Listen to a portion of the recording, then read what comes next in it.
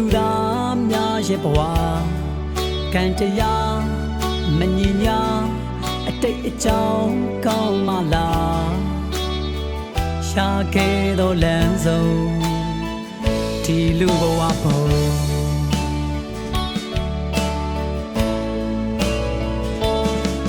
ပကဒနာအယောင်တွေလူတချို့ခွဲတတ်သည်ထာဝရဟူသည်ပေရာများနဲ့တည်ရှိဖြစ်နေတဲ့ဘဝမှာအကောင်းဆုံးအရာမရှိခြင်းတွေကိုငါကိုယ်တိုင်လက်ခံနိုင်ဖို့ကြိုးစားရမယ်မသိခြင်းတွေလေငါကိုယ်တိုင်သိမြင်နိုင်ဖို့ဆွဲစားရမယ်အရှိတရားတွေကိုအမှားမှအမှန်သိမြင်နိုင်ဖို့အမြဲ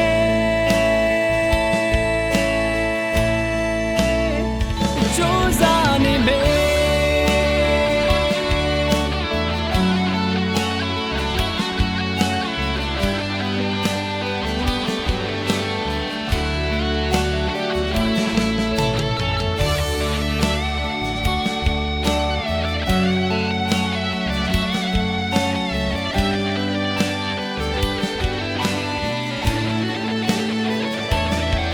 တန်ပြားရင်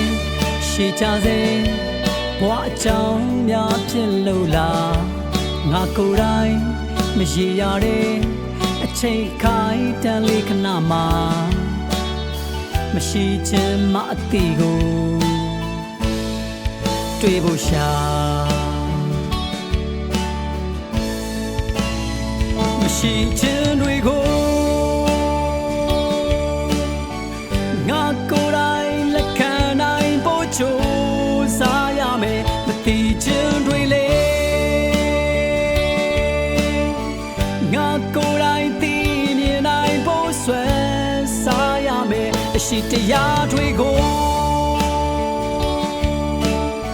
အမှားမှအမှန်သိမြင်နိုင်ဖို့အမြဲ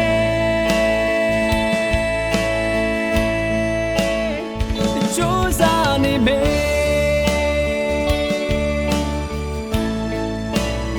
မရှိခြင်းတွေကိုငါကိုယ်တိုင်လက်ခံနိုင်ဖို့ကြိုးစားရမယ်မသိခြင်းတွေလေ